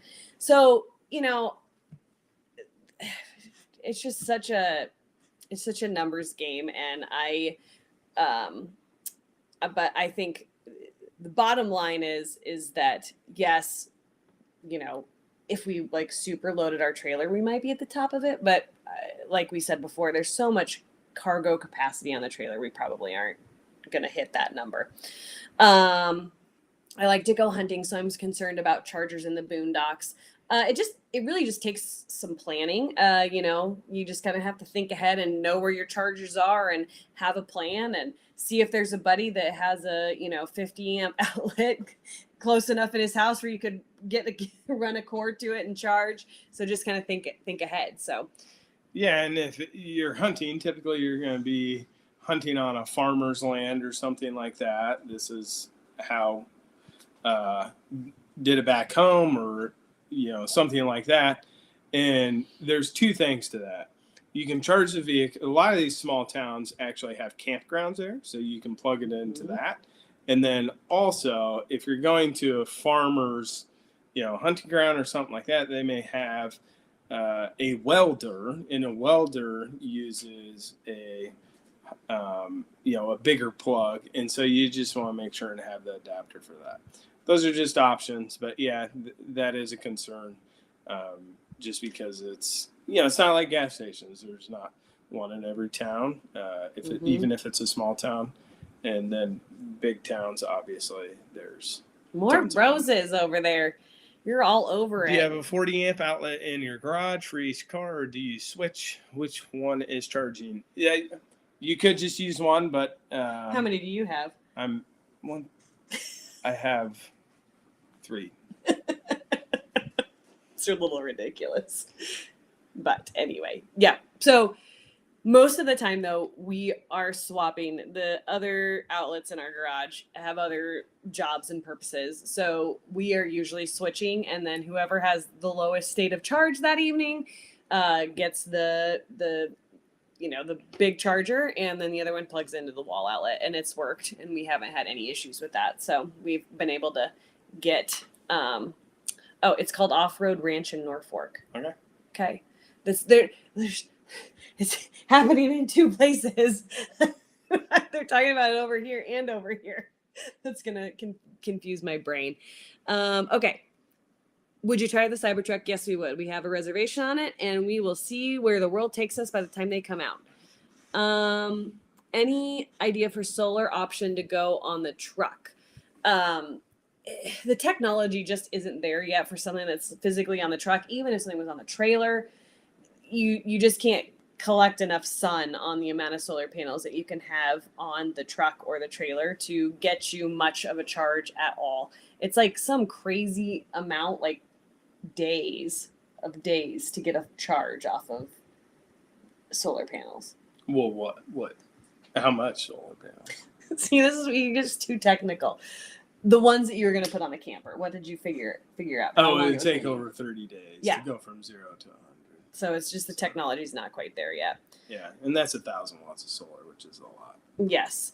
The Aptera solar car, I've seen it. Like, it does seem super cool. I'd love to see one in person just to see what it's like. But, so, oh, thank you. Loving the content. I love it. We're loving all the roses. We appreciate it. A charger with 2 cables that could auto detect which one needs it would be nice. That'd be kind of cool. They do make a device that does it. See. And, well, I don't know about which one needs it, but it splits the power. So, yeah, I don't know about auto detects. That'd be cool. Like, okay, this one's got its charge, so now I'll do that one. That would be cool. Going to bed, yeah. I'm tired too. I know. We're running low on questions. We got a couple more. We don't want to leave anybody out. Do campground service? Oh, you see that in?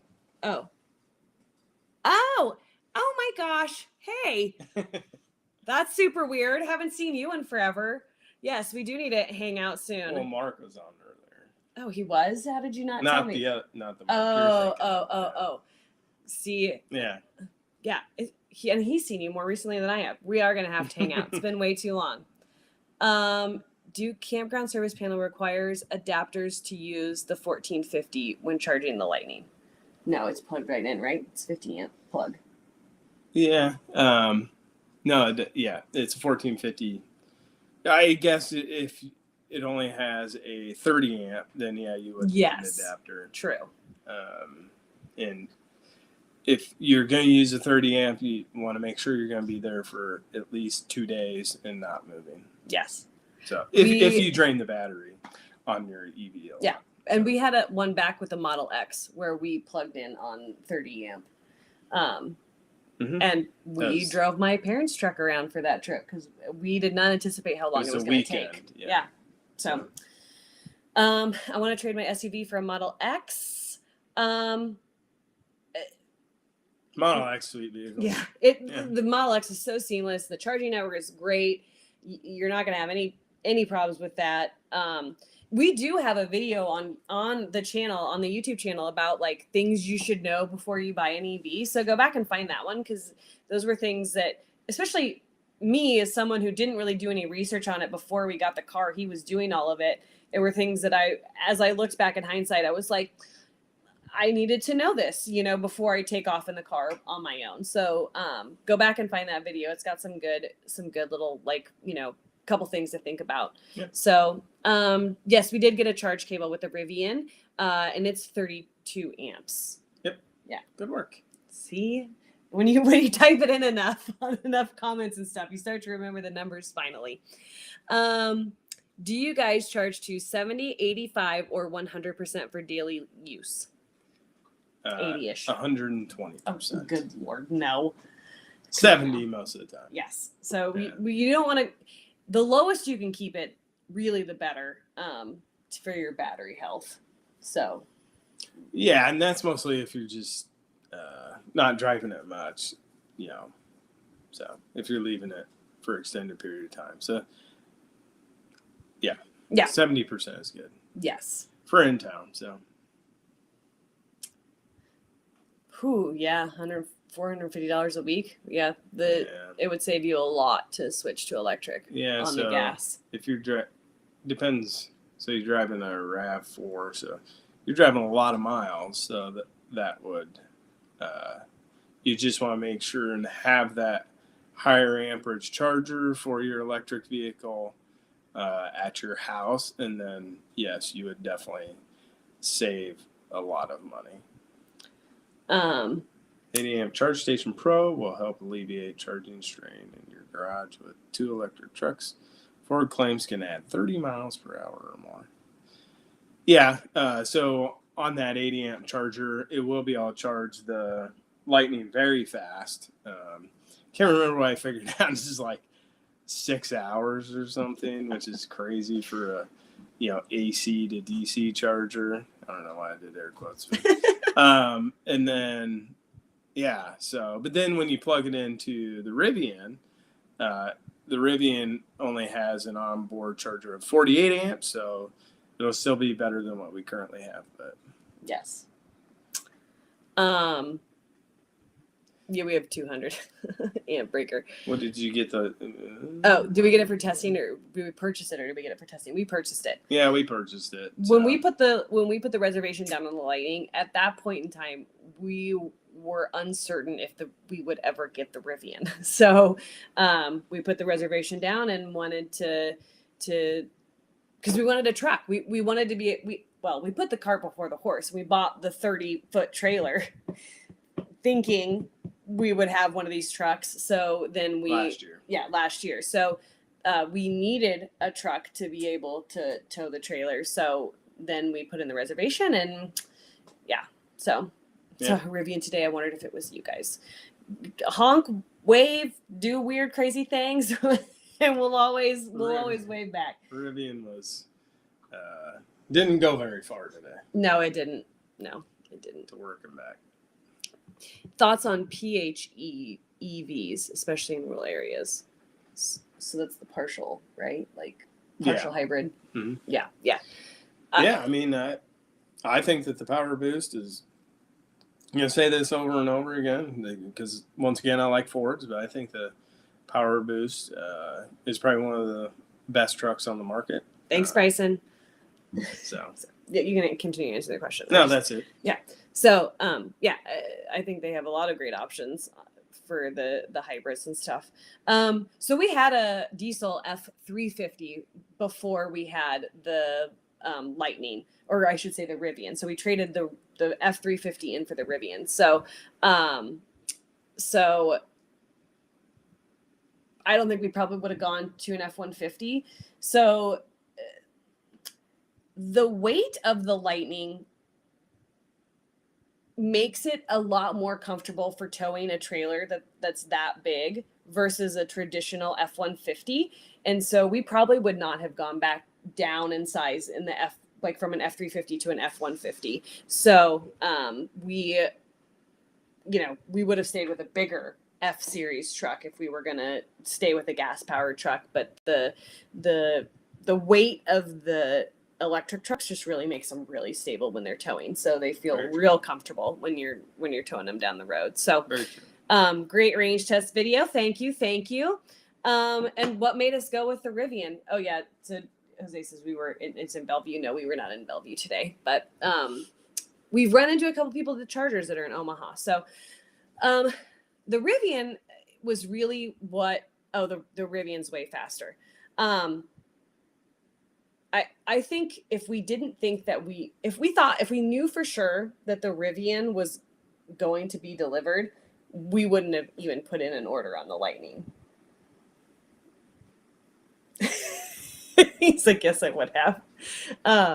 So I don't know. It's just okay. We probably still would have gotten. I don't know, because the timing of it was what the biggest thing.